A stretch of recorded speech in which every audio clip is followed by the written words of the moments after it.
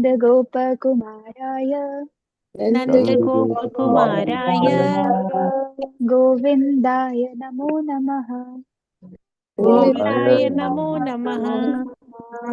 मूकं करोति वाचालं मूकं करोति वाचालं पङ्गुं लङ्घयते गिरिं पङ्गुं लङ्घयते गिरिं यत्कृपातमहं वन्दे यत्कृपातमहं वन्दे परमानन्दमाधवम्।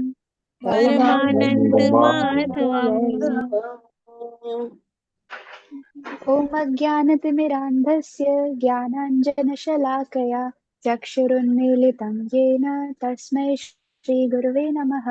श्रीचैतन्यमनोभीष्टं स्थापितं येन भूतले स्वयं रूपः कदा मह्यं ददाति स्वपदान्तिकं।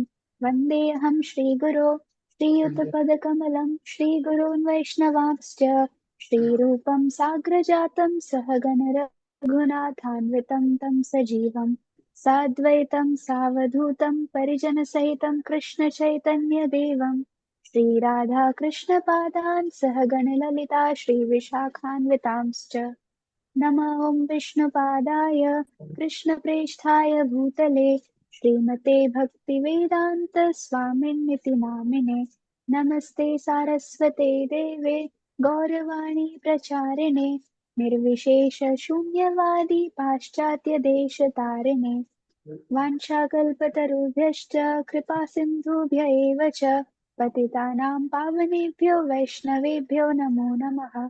नमो महावदान्याय कृष्णप्रेमप्रदायते कृष्णाय कृष्णचैतन्य नाम्ने गौरकृषे नमः। हे कृष्ण करुणा सिन्धु दीनबन्धो जगत्पते गोपेश गोपिका कान्त राधाकान्त नमोऽस्तु ते। तप्त काञ्चन गौराङ्गी राधे वृन्दावनेश्वरी वृषभानुसुते देवी प्रणमामि हरिप्रिये। जय श्री कृष्ण चैतन्य प्रभु नित्यानंद श्री अद्वैत गदाधर श्रीवासादि गौर भक्त वृंद। Hare Krishna Krishna Krishna Hare Hare Hare Ram Ram Ram Hare Hare. Hare Krishna. Hare Krishna. Thank you so much Shruti, बहुत अच्छे से आपने जप किया। आप सभी को बताना चाहती हूँ, श्रुति आईजीएफ अयोध्या की एक सदस्य है और बहुत अच्छे से सेवा भी करती है भगवान की। और इस समय वो बीई कर रही है एनसीआर में। और बहुत ही जिसको कहते हैं ना, डेडिकेटेड भक्त है भगवान की। तो एक बार हम सभी श्रुति के लिए हरे कृष्ण महामंत्र का उच्चारण करते हैं कि वो अपने जो पढ़ाई है उसके साथ अपनी भक्ति को और अच्छे से बैलेंस कर पाए। हरे कृष्ण कृष्ण हरे कृष्ण कृष्ण हरे कृष्ण हरे हरे हरे हरे राम हरे हरे राम राम हरे राम राम राम राम हरे। राम हरे हरे। श्रुति, आपका बहुत बहुत धन्यवाद। आपने थैंक यू माता ये जी। फिर बहुत अच्छे से जप किया। तो आप इसी तरह से भक्ति को आगे भी फॉलो करते रहिए भक्ति अच्छे से। और शास्त्रों में भी आपकी इतनी रुचि है तो शास्त्र भी इसी तरह से पढ़ते रहिए। और हम आशा जी करते माता हैं जी। आप इसको अच्छे से बैलेंस कर पाएंगे। हरे कृष्णा। जी सभी माता जी। अ, हरे कृष्णा। और सभी डिवोटीज का हार्दिक अभिनंदन है आज के इस प्रातःकालीन जप सत्र में। अभी समय हो गया है हरे प्रभु कृष्णा जी। जी, दंडवत प्रणाम। हरे हरे कृष्णा कृष्ण। प्रभु जी, हरे कृष्णा। हरे कृष्णा माता जी, सभी को दंडवत प्रणाम। हरे कृष्णा प्रभु जी। तो टुडे इज 10 अक्टूबर, आज 10 अक्टूबर है। और देखते हैं प्रभुपाद जी का कोट। प्रभुपाद जी कहते हैं, यहाँ तक कि श्री कृष्ण जिन्हें हम परम भगवान मानते हैं, उन्हें भी गुरुकुल में जाकर एक तुच्छ सेवक के रूप में अपने गुरु की सेवा करनी पड़ी। डर्बन, 10 अक्टूबर 1975। प्रभुपाद जी साउथ अफ्रीका के डरबन में आज के दिन जो लेक्चर दे रहे थे, ये उसका अंश है।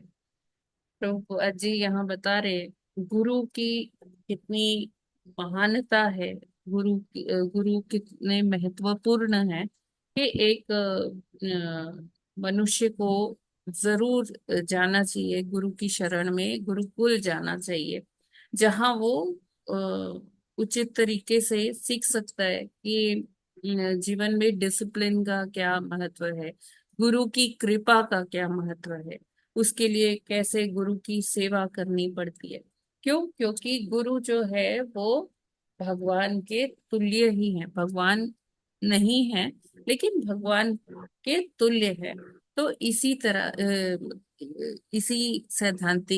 सिद्धांत को फॉलो करना चाहिए।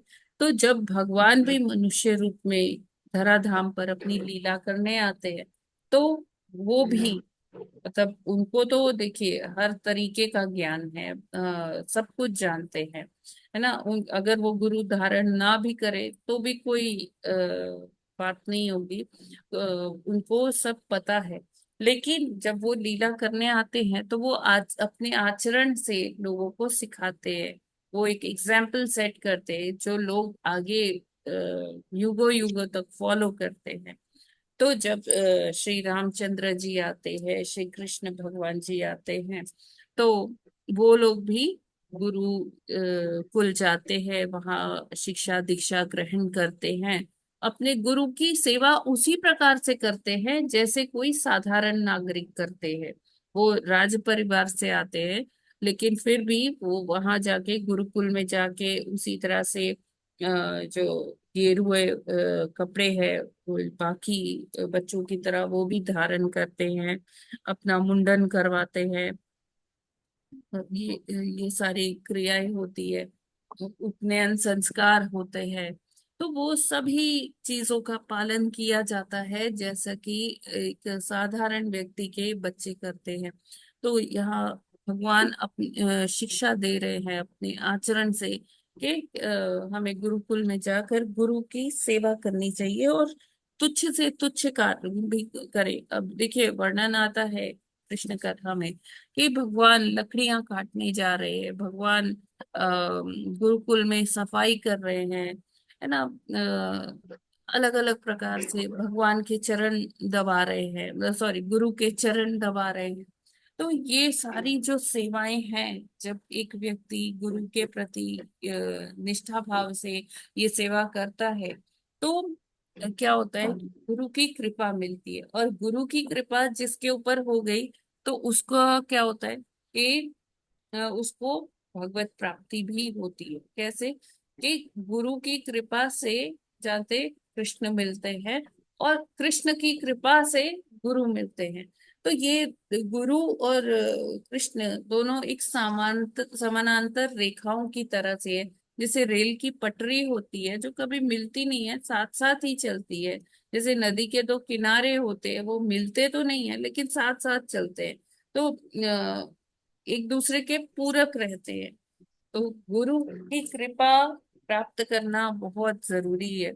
और गुरु हमें आध्यात्मिक बल देते हैं, आध्यात्मिक जो हमारे यात्रा है उसको शुरू करने में, उसको मेंटेन करने, मान लीजिए कि शुरू तो कर दिया, आगे अब कैसे करना है वो भी हमें गुरु ही सिखाते हैं। पग पग पर गुरु हमारा उद्धार करते हैं, हमें मार्ग दिखाते हैं, हमारा मार्ग प्रशस्त करते हैं। ये जो उनका शिष्य है वो आगे बढ़ता जाए, इसी क्रम में वो अपने शिष्य को डांट भी लगाते हैं, उसको अच्छे से समझाते भी हैं ना। और इस तरह से हमें भगवान ने जैसे अपने आचरण से सिखाया है, तो हमें गुरु धारण जरूर करने चाहिए अपने जीवन में, जिससे कि हमें जीवन का उद्देश्य प्राप्ति में अ, आसानी हो, और गुरु के सानिध्य में हम सीख सके, वो आध्यात्मिक तत्व को जान पाए, परातत्व को जान पाए। हरे कृष्णा। जगत गुरु श्रील प्रभुपाद की जय।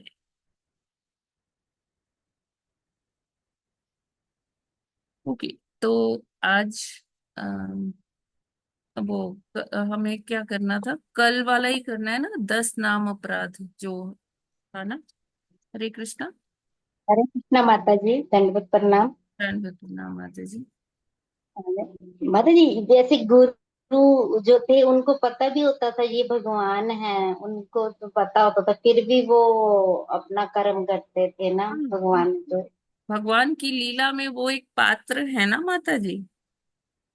हाँ जी, तो वैसे वो उनकी माया में, भगवान की माया में फंस जाते थे, उनको तो वैसे पता होता था ये भगवान है, जैसे गुरु विश्वामित्र जो जी है, थे और अपने संदीप हाँ जी गुरु देखिए, थे।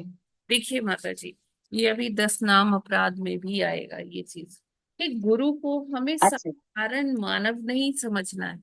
गुरु जो है वो शुद्ध भक्त हैं भगवान के, और वो सब जानते हैं, है ना। वो भगवान की लीलाओं में शामिल होते हैं, है ना। और हमें ये नहीं जी जी। सोचना चाहिए कि देखो ये तो हमारे जैसे ही जीव हैं, हमारी जैसे दो आंख, हाँ जी। नाक है, सॉरी, दो कान है, नाक है, मुख है, दो हाथ है, पैर है, जैसी हमारी संरचना है शरीर की, वैसे ही तो गुरुदेव भी हैं। जैसे हम जी जी। भोजन करते हैं, वैसे गुरुदेव भी भोजन करते हैं। जैसे हम नित्य क्रिया करते हैं, वैसे गुरुदेव भी नित्य क्रिया करते हैं। तो जी फर्क क्या माता जी। हुआ, वो तो हमारी तरह है। लेकिन गुरु को एक साधारण व्यक्ति, साधारण मनुष्य समझना, ये भी एक अपराध में काउंट होता है ना। गुरु जी को जी कभी माता भी जी। साधारण नहीं समझना चाहिए। तो गुरु, हाँ, सब जानते हैं, वो भगवत तत्व भी बहुत अच्छे से जानते हैं, और भगवान की आज्ञा से ही गुरुदेव इस धाम में आते हैं, जिससे कि वो बद्धात्माओं को भगवान की तरफ मोड़ सके, और भगवान की संतानों को भगवान से मिला सके, है ना। लोगों को भगवत धाम जी माता जी। जाने के लिए प्रेरित कर पाए, उनको बता पाए कि कैसे भगवत धाम जाना है। तो इस तरह से जी समय माता। समय पर भगवान अपने पार्षदों को भेजते हैं।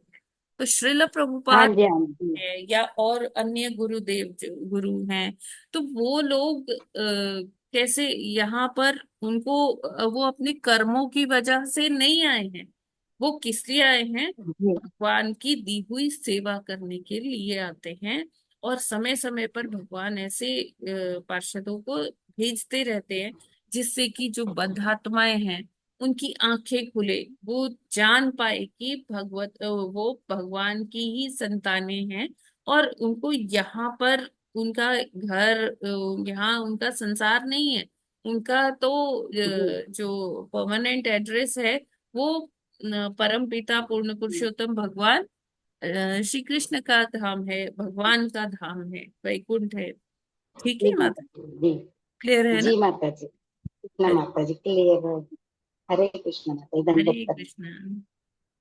तो कल वाला था वो हम आज फिर से थोड़ा सा डिस्कस करते हैं। माता जी ने बोला था एक बार जो 10 नाम अपराध है, हम उनको डिस्कस करें। तो कल का जो श्लोक हमने लिया था वो क्या था? 3.5 पॉइंट, सॉरी 15.25।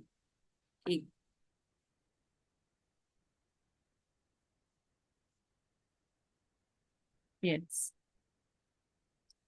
यत च व्रजन्ति अनिमीषां वृषभ अनुवृत्या दुरेयमायु परिणः स्पृहणीः शिलाः भर्तुर्मितः सूयशः इषुयशसः कथना नुराग वैक्लव्य बाष्पकलया पुलकीकृतांगः। तो एक बार मैं इसका अनुवाद हरे पढ़ कृष्ण। देती हूँ, फिर चलते हैं हम लोग 10 नाम अपराध पर। आनंद भाव में जिन व्यक्तियों के शारीरिक लक्षण परिवर्तित होते हैं, और जो भगवान की महिमा का श्रवण करने पर गहरी गहरी सांस लेने लगते हैं, तथा प्रस्वेदित हो उठते हैं, वे भगवत धाम को जाते हैं, भले ही वे ध्यान तथा अन्य अनुष्ठानों की तनिक भी परवाह ना करते हो। भगवत धाम भौतिक ब्रह्मांडों के ऊपर है और ब्रह्मा तथा अन्य देवतागण इसकी इच्छा करते हैं। तो इस श्लोक के माध्यम से ये ब्रह्मा जी ये बताना चाहते हैं। अभी तक उन्होंने क्या किया, भगवान के साम्राज्य का वर्णन किया। इस श्लोक में वो बता रहे हैं वो कौन से लोग हैं, वो कौन सी योग्यताएं हैं जिसके आधार पे मनुष्य भगवत धाम के अंदर प्रवेश प्राप्त कर सकता है, प्रवेश कर सकता है। तो इसी क्रम में हमने पहले पढ़ा कि वो कौन सी 26 क्वालिटीज होती हैं, 26 ऐसी योग्यताएं होती है कि एक भक्त जा सकता है। और फिर जैसे ये तो हो गया डूज, ये क्वालिटीज होनी चाहिए। और फिर किस चीज का निषेध है, वो है कि 10 नाम अपराध हमें क्या नहीं करना चाहिए, कौन से अपराध हमें नहीं करने चाहिए।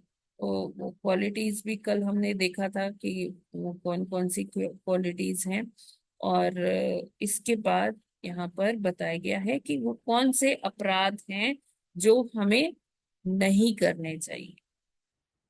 तो पहला अपराध जैसे हम रोज पढ़ते हैं, तो पहला अपराध क्या है, सतां निंदा नाम्नः परम परमं पराधं वित्तन्ते यतः ख्यातिं यातं कथमु सहते तद्विगर्हाम्। तो इट मीन्स कि जो लोग भगवान के नाम के प्रचार में अपना पूरा जीवन लगा देते हैं, तो उन ऐसे जो महाभागवत है उनकी निंदा नहीं करनी चाहिए। अब देखिए, निंदा भी कई स्तर पर होती है। कैसे ये ग्रॉस लेवल पे भी होती है, सटल लेवल पे भी होती है। यानी मेरा मतलब है कि स्थूल रूप से भी होती है, सूक्ष्म रूप से भी होती है। कभी हम देखते हैं कि इतनी बहस हो जाती है दो लोगों में कि ऐसे हाथापाई की नौबत आ जाती है ना।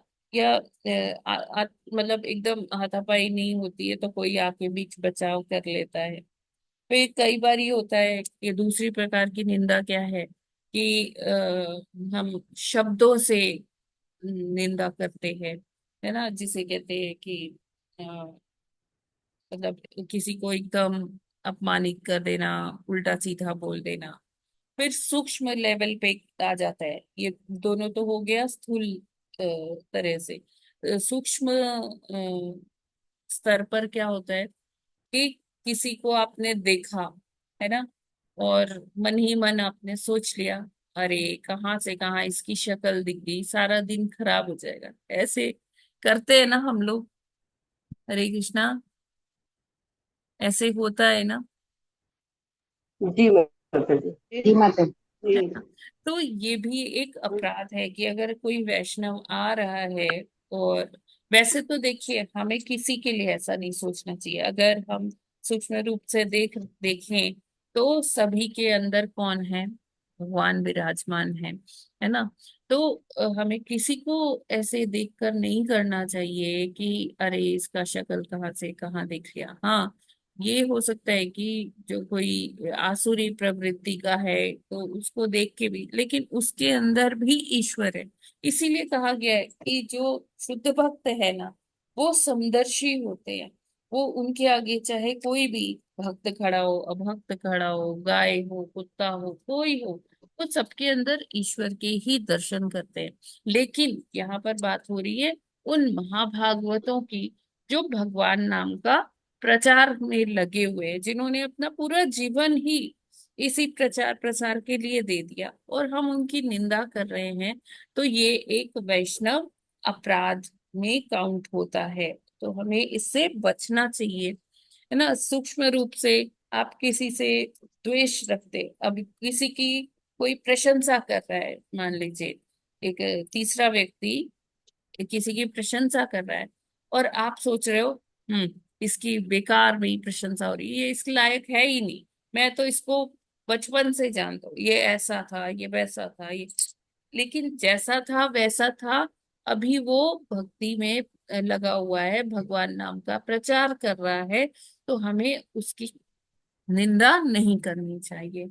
हाँ, लेकिन तब हो सकता है कि जैसे मान लीजिए कि कुछ गलत हो रहा है, तो हम ऐसे मतलब सार्वजनिक चर्चा ना करें, लेकिन हाँ जो उस पे प्रभाव डाल सकते हैं या कोई सीनियर अथॉरिटीज है, तो हम अगर उनसे डिस्कस कर रहे हैं, ढोल नहीं बजा रहे, नगाड़े नहीं बजा रहे कि हाँ देखो देखो देखो, ये इन्होंने ऐसा किया है वैसा किया है, हम अगर उसे वो बनाकर मतलब एक मतलब संस्था के अच्छाई के लिए कि सब अच्छा चले, हम किसी एक या दो व्यक्ति जो उस पर प्रभाव डाल सकते हैं उनसे डिस्कशन कर रहे हैं, तो ये निंदा में गिना नहीं जाए।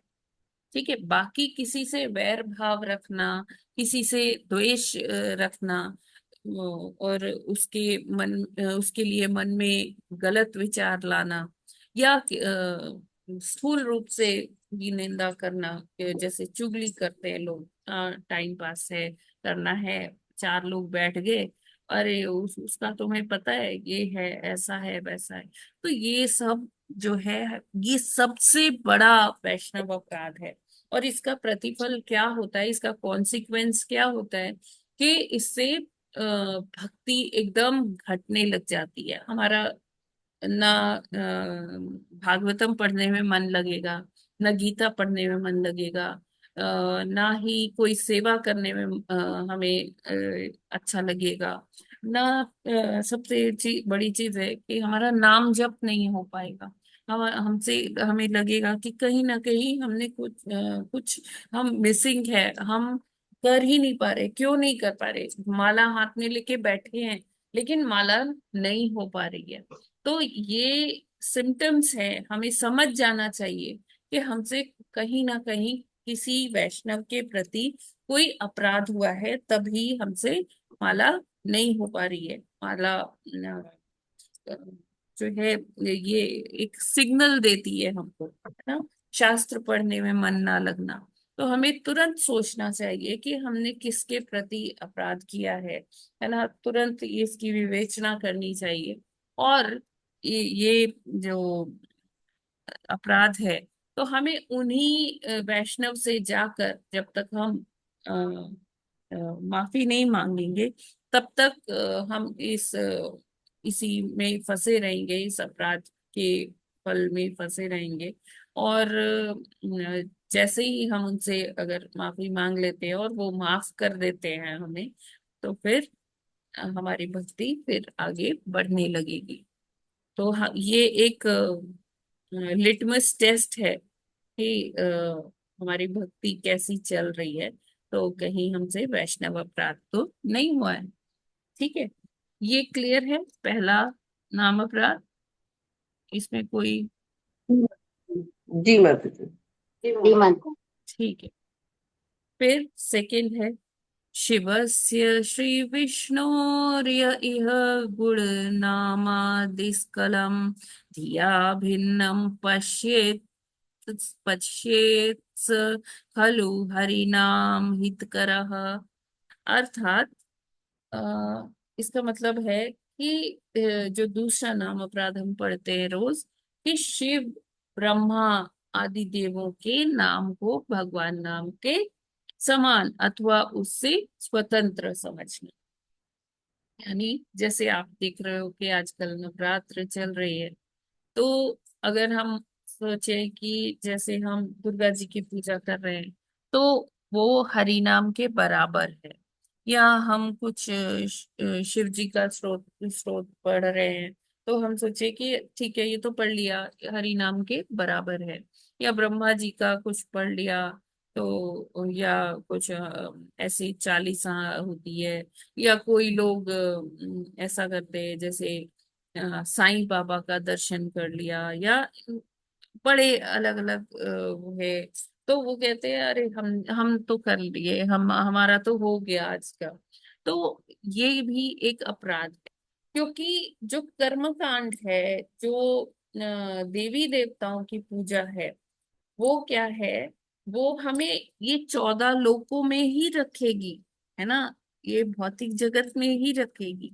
लेकिन जो हरि नाम है, वो हमें इस भौतिक जगत से कहाँ ले जाएगा, वो हमें आध्यात्मिक जगत में ले जाएगी।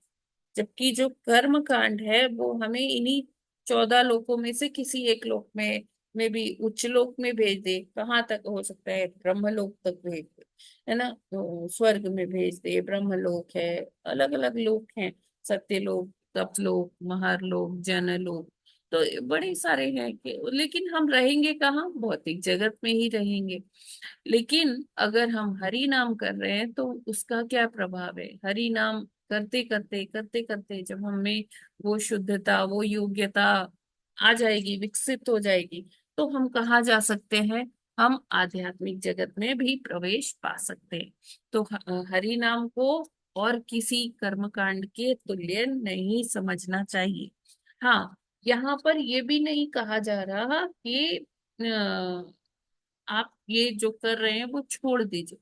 हाँ, हमें ये देखना है कि जो हम दुर्गा जी की पूजा कर रहे हैं, या शिव जी की पूजा कर रहे हैं, या ब्रह्मा जी की पूजा कर रहे हैं, तो उनसे हमें किस भाव में उनकी पूजा करनी है। कर्म कांड के भाव में ना करें कि हम मैं इनसे ये भौतिक इच्छा अपनी पूरी करवा लूंगी। ये शिव जी तो बड़ी जल्दी प्रसन्न हो जाते हैं, दुर्गा माता भी बहुत वर देती हैं, वरदान देती हैं। तो वो उस भाव में हमें नहीं उनकी पूजा करनी चाहिए।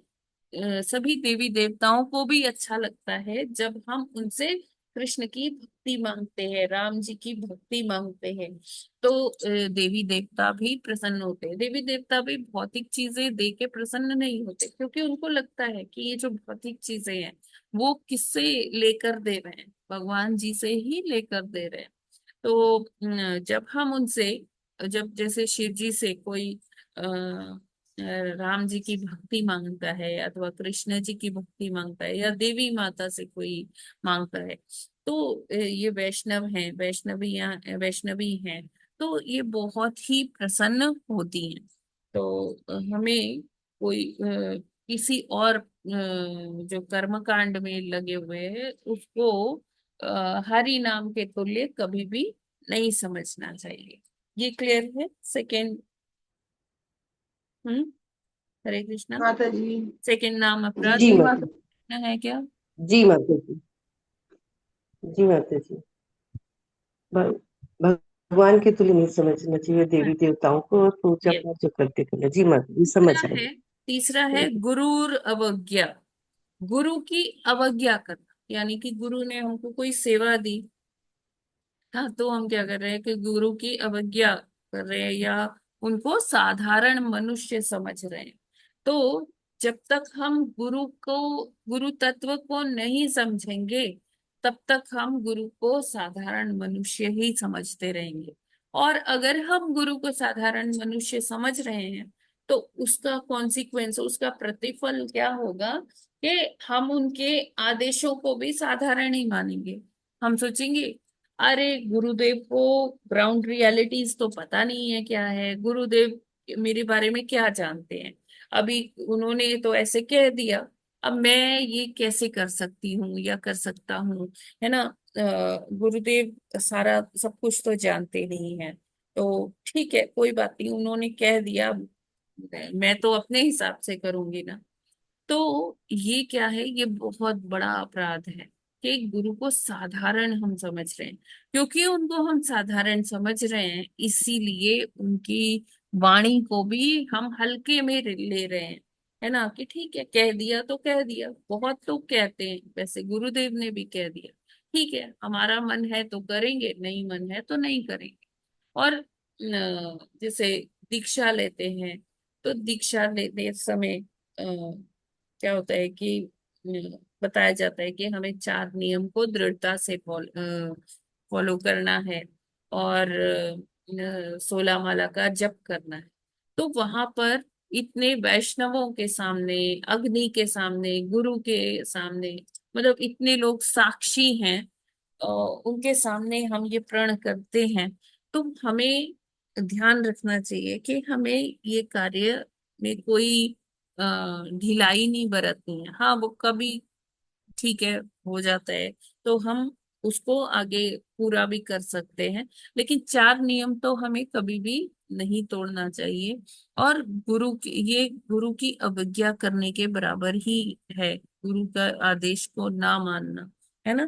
तो क्योंकि गुरु साधारण नहीं है, वो एक दिव्य पटल पर है।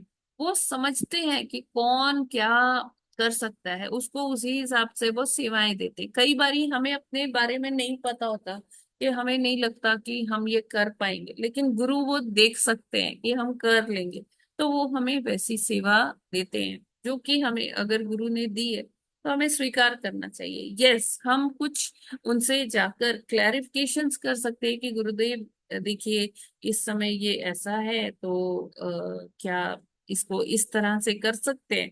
तो गुरुदेव उस चीज को अप्रिशिएट भी करते हैं कि हाँ ठीक है, हाँ ये तो और अच्छा आइडिया है, इससे हमें और बल मिलेगा हमारे संस्था को, मतलब इट कैन बी एनीथिंग।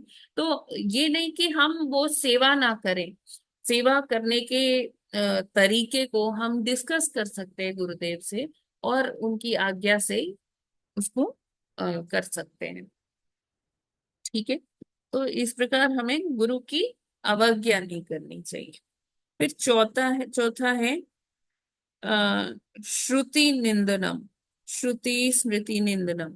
तो मतलब इसका क्या है कि वैदिक शास्त्रों अथवा प्रमाणों का खंडन करना। तो जो वैदिक शास्त्र हैं, कि जैसे हमारे ये पुराण हैं, हमारे ये उपनिषद है, वेदांत सूत्र है, इन सब का खंडन करना। अरे ये तो पुरातन की बातें हैं, ये इनका सार्थकता पहले थी, आज के टाइम में नहीं है ना। कई लोग आपको ऐसे कहते हुए मिलते होंगे, है ना। तो ये इस तरह से भी शास्त्रों को में अविश्वास दिखाना, खंडन करना, अरे ये इसकी कोई वैल्यू नहीं है, ये तो जो पहले आदि मानव थे ना, उन्होंने ऐसे ही कुछ लिख के डाल दिया, जमीन में दबा दिया था, अभी खुदाई में मिला और इसको आपने शास्त्र मान लिया। तो मतलब ये ऐसी बड़ी हल्की बातें है, और ये बहुत बड़ा अपराध बनती है। हमें शास्त्रों की या शास्त्रों में अगर कोई श्लोक लिखा है, तो हम बोले कि नहीं नहीं, ये तो ऐसे गलत लिखा है ना, ये सही नहीं है। जैसे भगवत गीता में एक श्लोक लिखा था, है ना, जो योगक्षेमम वहाम्यहम वाला श्लोक है, 8वें अध्याय में आता है। तो उसमें ये एक भक्त हैं, वो कहते हैं कि कहाँ भगवान क्या करते हैं, भगवान जो हमारे पास नहीं है वो हमें देते हैं, और जो है उसकी रक्षा करते हैं, ऐसा कहाँ, ये कहाँ सत्य है। तो फिर उनके साथ ऐसी घटना घटती है कि जब उन्हें पता चलता है कि नहीं नहीं, ये मैंने श्लोक की निंदा की थी, है ना, साक्षात भगवान उनके द्वार पे आते हैं, तो उन्होंने वो श्लोक को काट दिया था पेन से ना। तो वो देखते हैं कि उनकी पत्नी देखती है कि भगवान उनके, साक्षात भगवान उनके अ, घर में आते हैं, तो उनके पीठ पे ना कटा कटा निशान लगा होता है। तो यानी कि हम शास्त्रों को काट रहे हैं, यानी कि भगवान को हम काट रहे हैं, भगवान को ऐसे कर रहे हैं। तो इससे हमें बचना चाहिए। या कभी कोई लोग दिखाते कहते हैं, अच्छा तुम्हारे पास वो वाली रामायण है जो साक्षात वाल्मीकि जी ने लिखी थी, या तुम्हारे पास वो गीता है क्या जो व्यास देव जी ने लिखवाई थी, या वो भागवत की प्रति दिखाओ जो पत्ते पर व्यास देव जी ने लिखी थी, हम तो वो ही पढ़ेंगे। तो जो परंपरा से चला आ रहा है, एक प्रामाणिक संस्था है, परंपरा, गुरु परंपरा से जो चीजें चली आ रही है, तो हमें उसमें कोई भी संशय नहीं रखना चाहिए, ना ही उन प्रमाणों का खंडन करना चाहिए। ठीक है, ये चौथा नाम अपराध क्लियर है। हरे कृष्णा। जी माता जी। माता जी। ये वेदों वगैरह का, हमारे शास्त्रों का खंडन करना। फिर जी माता जी। पांचवा है अर्थवाद। तो अर्थवाद क्या है कि हरे कृष्ण महामंत्र के जप की महिमा को काल्पनिक समझना, है ना। और उसमें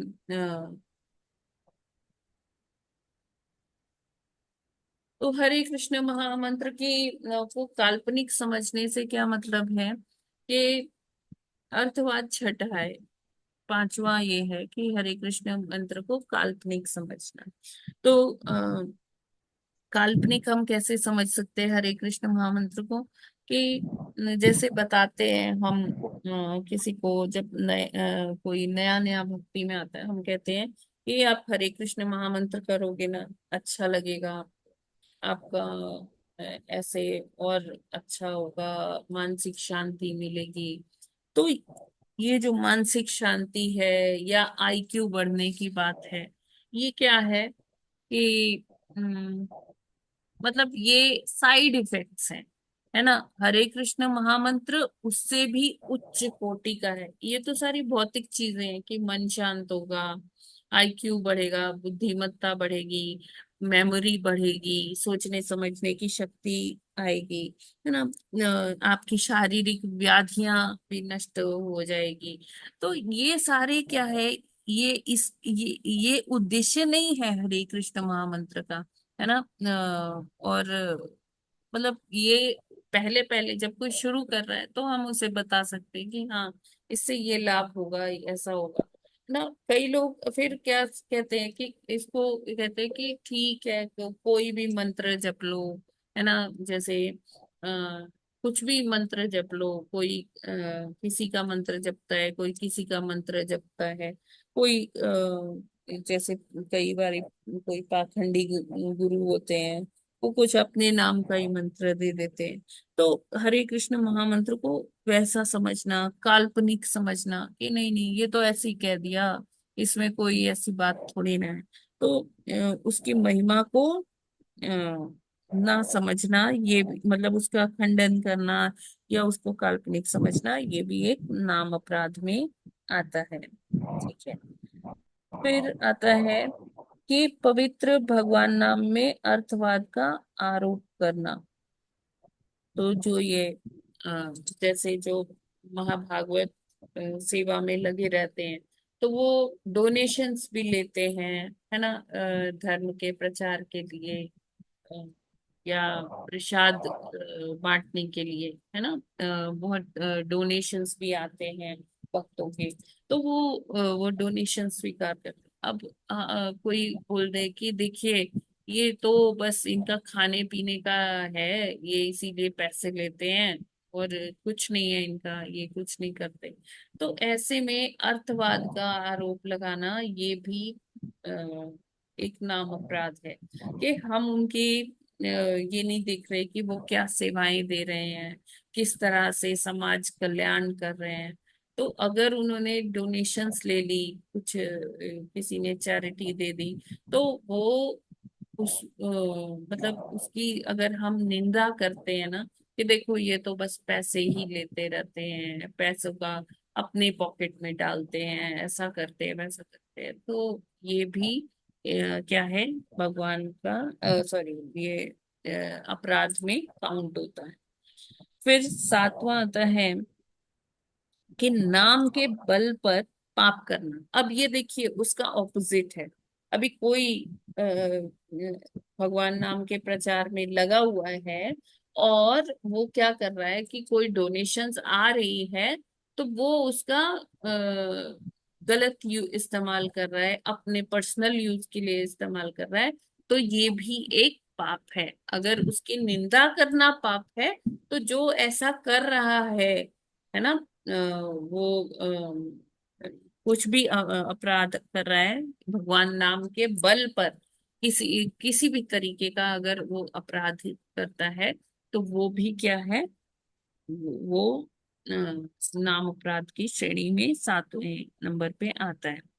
फिर आठवां है कि हरे कृष्ण महामंत्र के जप को वेदों में वर्णित एक शुभ सकाम कर्म या कर्म कांड के समान समझना। तो हर एक ये दूसरा जो हमने पढ़ा था ना, जो शिव ब्रह्मा आदि देवों का तुल्य समझना, ये वैसा ही है 8वां, है ना, कि जो महामंत्र को हम एक कर्म कांड ना समझे, क्योंकि महामंत्र हमें कहाँ तक ले जाता है, आध्यात्मिक जगत तक ले जा सकता है, अगर हम गुरु के निर्देश में अच्छे से करते हैं महामंत्र। तो इसकी इतनी पोटेंसी है कि ये हमें इस भौतिक जगत से छुड़वा कर आध्यात्मिक जगत में भी ले जा सकता है। जबकि और जो कर्म कांड है वो हमें बंधन में ही बांधते हैं, बद्ध जीव ही बनाए रखेंगे, और हम इन्हीं 14 लोकों में ही घूमते रहेंगे। 9वां है अश्रद्धालु व्यक्ति को हरि नाम की महिमा का उपदेश करना। तो अश्रद्धालु व्यक्ति कौन है? अश्रद्धालु व्यक्ति वो है जिसके अभी कुछ पुराने प्रारब्ध बाकी हैं। देखिए, क्योंकि भक्ति सभी के अंदर होती है, किसी के अंदर जागृत अवस्था में होती है, किसी के अंदर सुप्त अवस्था में होती है। तो जिसके अभी पुराने प्रारब्ध बाकी हैं, बंधन में है, तो वो अभी जो आप बोल रहे हो भगवान के नाम का प्रचार कर रहे हो, उसे वो समझ आने वाला नहीं है। तो इसलिए उसको क्या बोल दिया जाता है? अश्रद्धालु, यानी कि उसकी श्रद्धा अभी जागृत नहीं हुई। अब हमें उसकी निंदा नहीं करनी है कि देखो जी ये तो अभक्त है, अभक्त है, ये नॉन डिवोटी है। तो आप उसको 1 बार 2 बार 3 बार प्रचार कीजिए।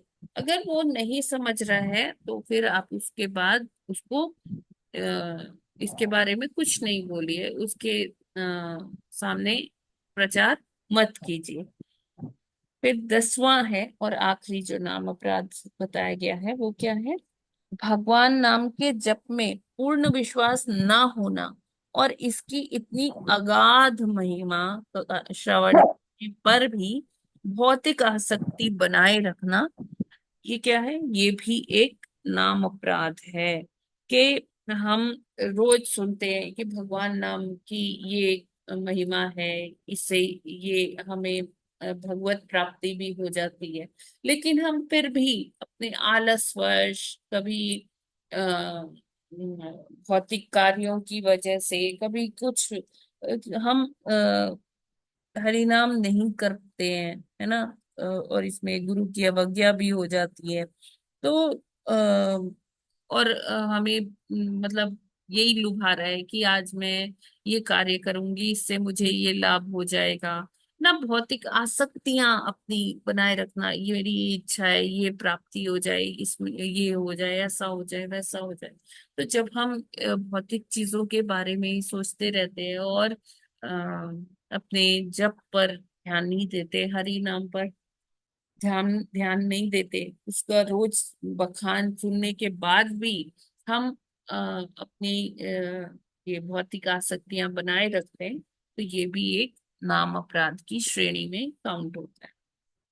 ठीक है, ये क्लियर है? हरे कृष्णा। जी माता इसमें कोई जी माता जी। किसी का कोई प्रश्न? बहुत अच्छे समझ में आ गया। मतलब हमें मतलब इन पे विश्वास करना चाहिए और इनको अपने जीवन में उतारना ही चाहिए, है ना, हाँ जी माता जी, बिल्कुल। गुरु की वाणी को। हरे कृष्ण। हरे कृष्ण।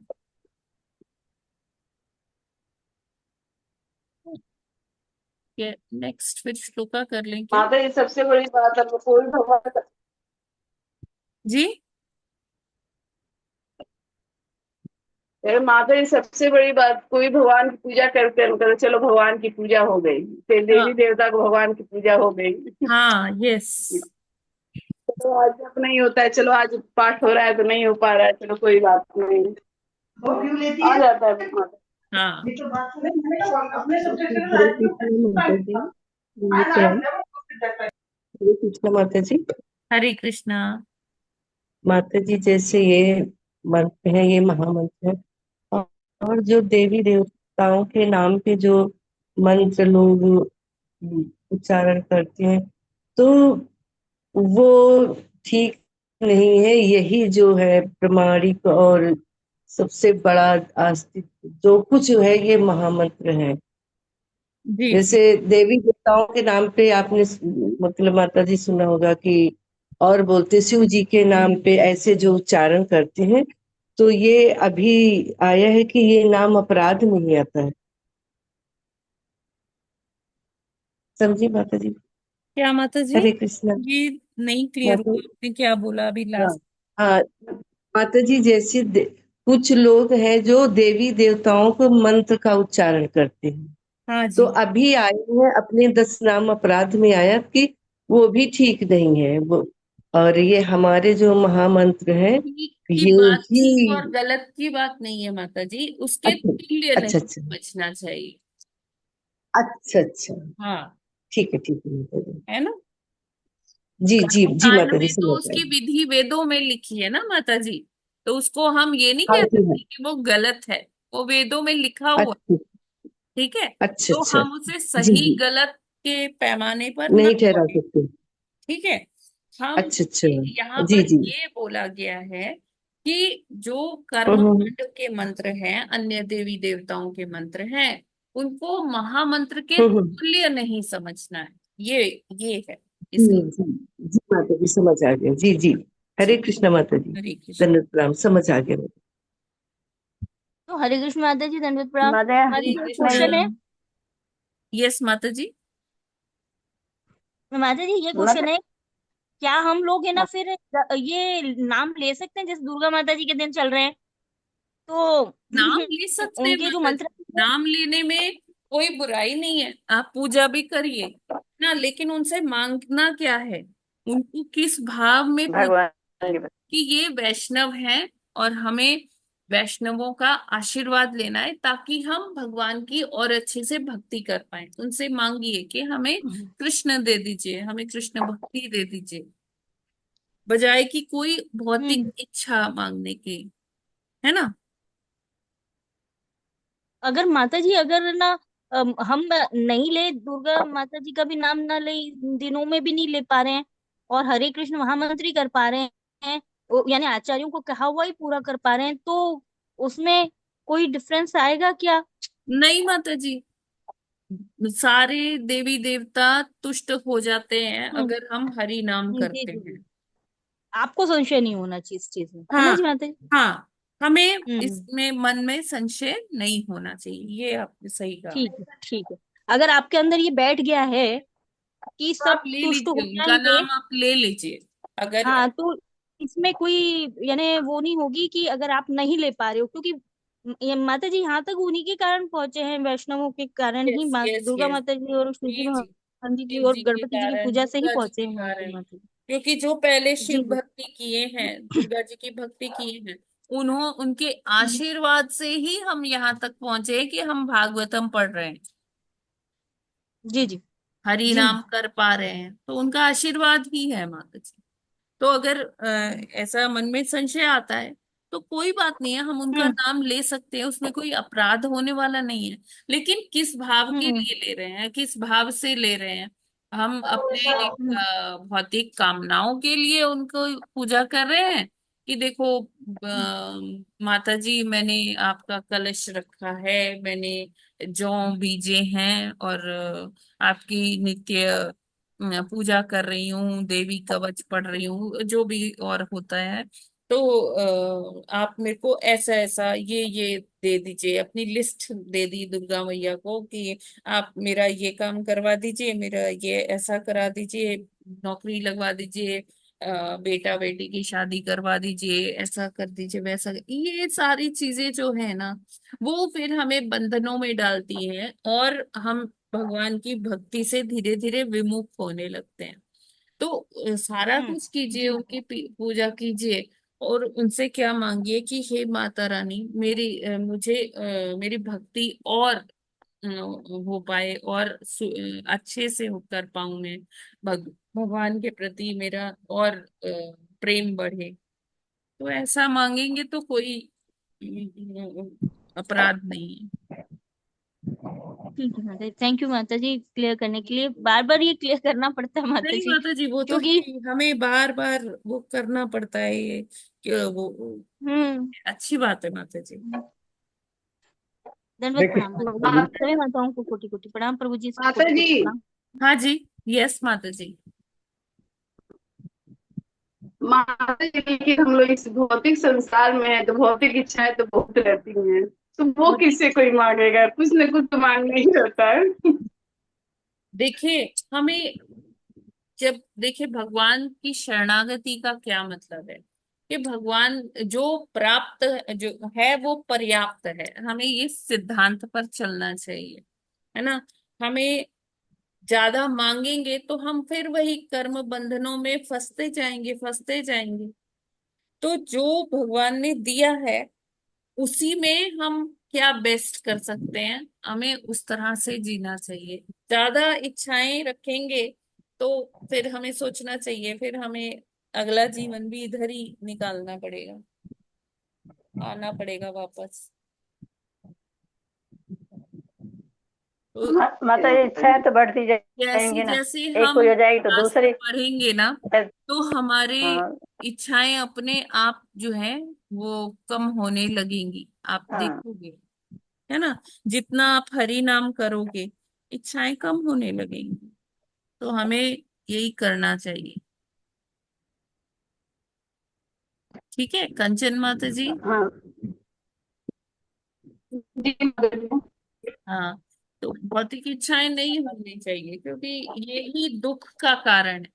जितनी हमारी इच्छा होगी या जितनी हम एक्सपेक्टेशंस करते रहेंगे, तो वो क्या है, हमारे दुखों का ही कारण है। अब देखिए जो भी इच्छा है ना, उसको पूरा करना में जो आप उसको पूरा करने के लिए जो प्रयास कर रहे हैं वो भी दुख है। अब जब इच्छा पूरी हो गई तो उस वो इच्छा पूरी होने के बाद कहीं ये हमसे चला ना जाए, ये जो भी हमने मांगा है ये टूट ना जाए, ये खत्म ना हो जाए, तो वो उसका डर है, ये भी दुख का कारण है। और इच्छा नहीं पूरी हुई तो वो तो दुख का कारण है ही। तो यानी कि जो इच्छा है ना वो ऐसी चीज है कि शुरू में, बीच में, आखिरी में वो दुख ही दुख देने वाली, उससे कभी सुख मिलने वाला नहीं।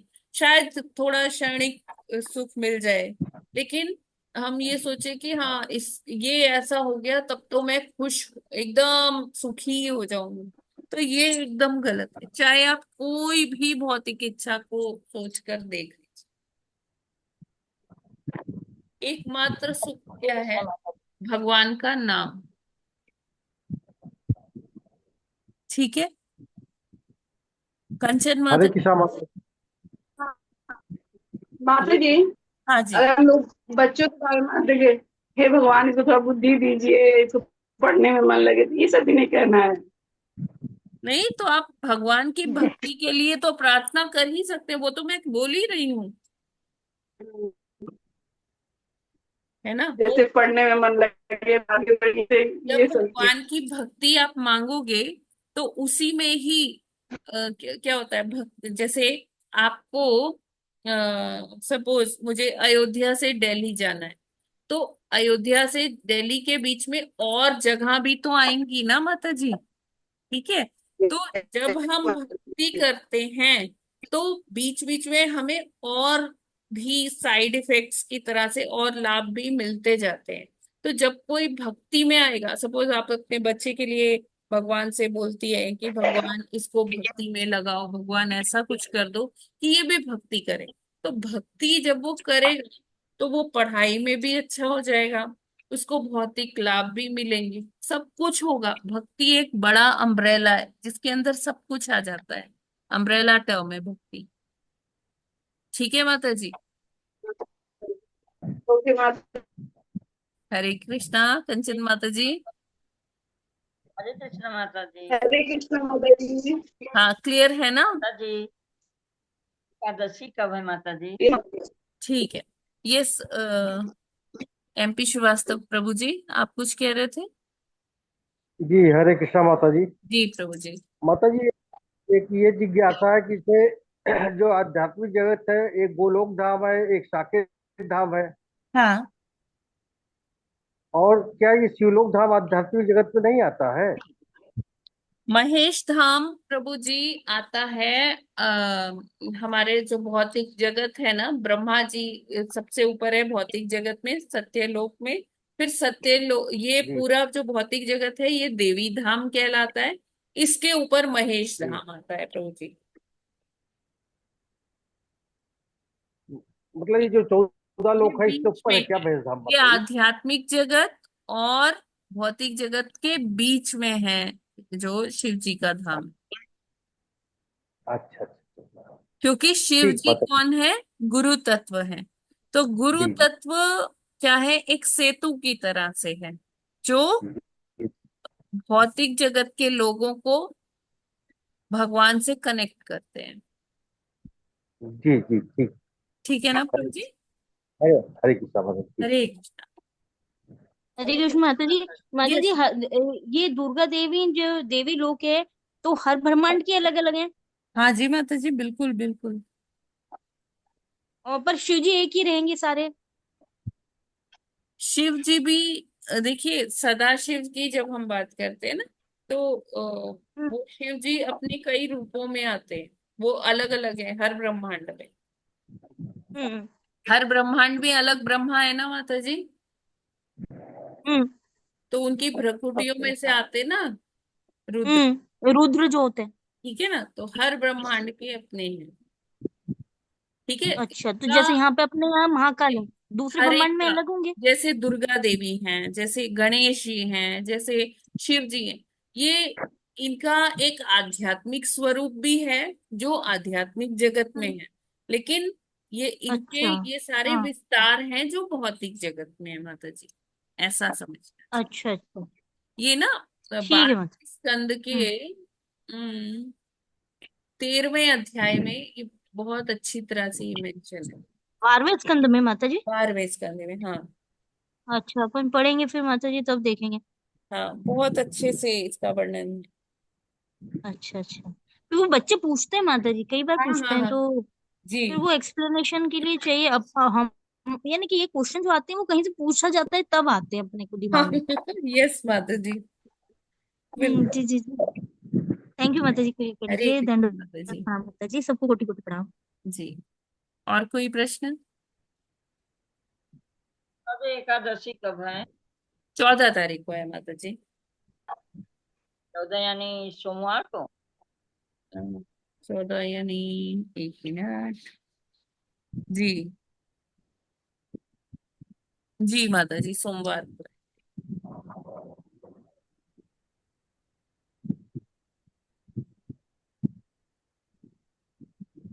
हरे कृष्णा माता जी। हरे कृष्णा माता जी। माता जी जैसे हम तुलसी आरती करते हैं तो उसमें भी आरती के बाद जब हम माता को नमस्कार करते हैं कविंदा देवी तुलसी मैं नमो नमः है, तो मतलब फिर हम उसके बाद बस ये बोलते हैं कि हे माता हमें भगवान की भक्ति में हमारी रुचि बढ़ाइए। हाँ जी।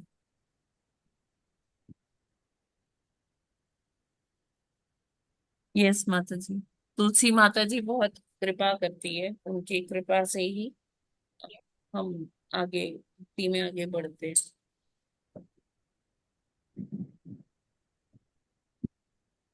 ठीक है, और कोई प्रश्न, और कोई ऑब्जर्वेशन? हरे कृष्णा।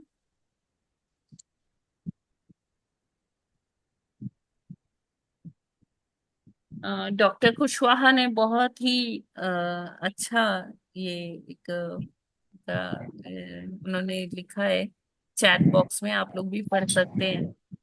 माता जी, आ, हम सभी अभी बार बार एक दूसरे से माता जी कह रहे हैं, वो ही नव दुर्गा माता जी की भक्ति ही हो रही है।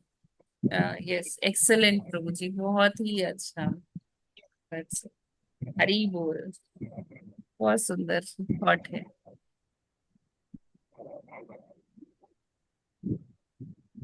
ठीक है, तो हम लोग आज यहीं पर विराम करते हैं। ग्रंथराज श्रीमद् भागवतम की जय। जगत गुरु श्रील प्रभुपाद की जय। नामाचार्य हरिदास ठाकुर की जय।